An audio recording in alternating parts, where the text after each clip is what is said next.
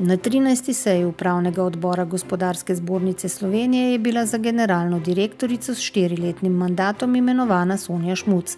Poudarila je, da GZS predstavlja krovna organizacija slovenskega gospodarstva in mislim, da mora prispevati tudi k temu, da bo gospodarstvo imelo tisto veljavo, ki mu v družbi pritiče, in ga zaenkrat še nima. Člani upravnega odbora so se na seji zavzeli tudi za bistveno hitrejši zagon in realizacijo ključnih infrastrukturnih projektov ter podprli vladni projekt izgradnje drugega tira.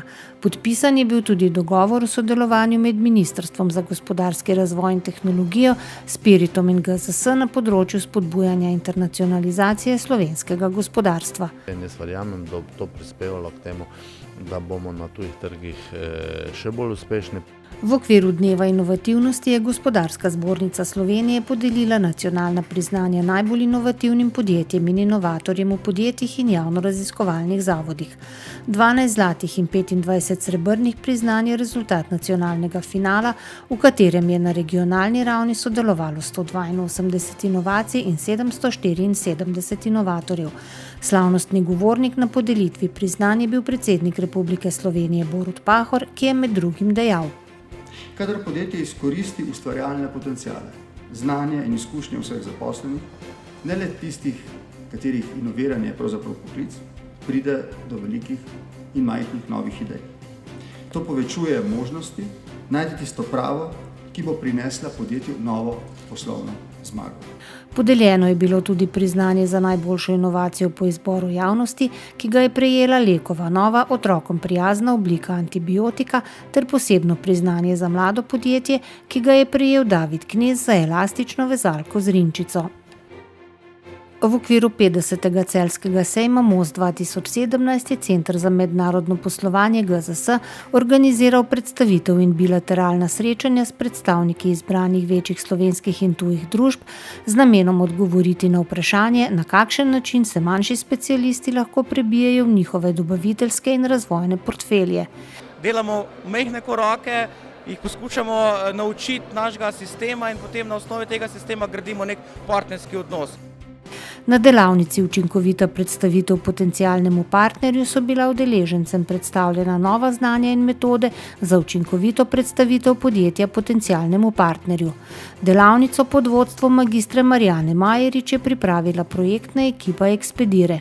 Naše vodilo pri prezentaciji ne bo samo to, kako bomo posel zaključili in gledamo iz finančnega vidika, ampak da je pomembno, da res nekomu rešimo problem. Na konferenci z naslovom Spodbudimo digitalizacijo so udeleženci govorili o pomenu digitalizacije in o izzivih, ki jih le-ta predstavlja pred mala in srednja podjetja, pa tudi o konkretnih ukrepih za digitalizacijo malega gospodarstva. Znotraj tega javnega razpisa je 6 ukrepov. To je elektronska izmenjava med partnerji, digitalizacija nastopov na sejmih, spletne strani za tuje trge, e-trgovine, izdelava produktno-prodajnega videa in krepitev kompetenc usposabljanja. V ospredju letošnje letne konference komunalnega gospodarstva je bila digitalna preobrazba. Kakšne poslovne priložnosti omogočajo tehnologija in tehnološke inovacije, kako preoblikovati poslovne procese in izboljšati poslovanje komunalnega gospodarstva ter pomen digitalnih znanj in veščin zaposlenih so bile osrednje teme konference. Vsa podjetja se s tem problemom trenutno ukvarjajo. Iz tega področja želijo iztržiti tisto, kar bi bilo dobro za njih in kar bi bilo dobro za uporabnike in njihove lastnike. Letošnji dan najboljše prakse je bil namenjen spodbujanju digitalnih partnerstev na vseh nivojih s ciljem pospešiti procese preobrazbe tovarn v pametne tovarne prihodnosti.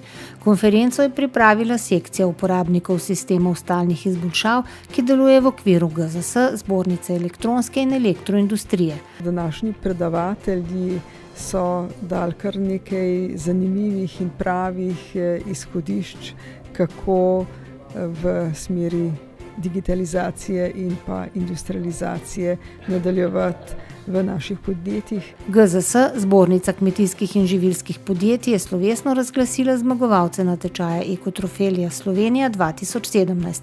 Na letošnjem tekmovanju se je pomerilo 7 ekip študentov, zmagala pa je skupina, ki je razvila izdelek On My Way, probiotični sadno-mlečni napitek na osnovi sirotke, obogaten s prosom v 3 različnih okusih. Glavna novost je predvsem ta, kako združiti želje in potrebe potrošnikov z enim bistvom stranskim produktom živilsko-predelovalne industrije. GZS in HTT Puls Slovenija sta skupaj pripravila strokovno predstavitev največjega poslovnega omrežja LinkedIn ter načine, kako lahko z njegovo uporabo podjetja uspešno uresničujejo svoje poslovne in trženjske cilje.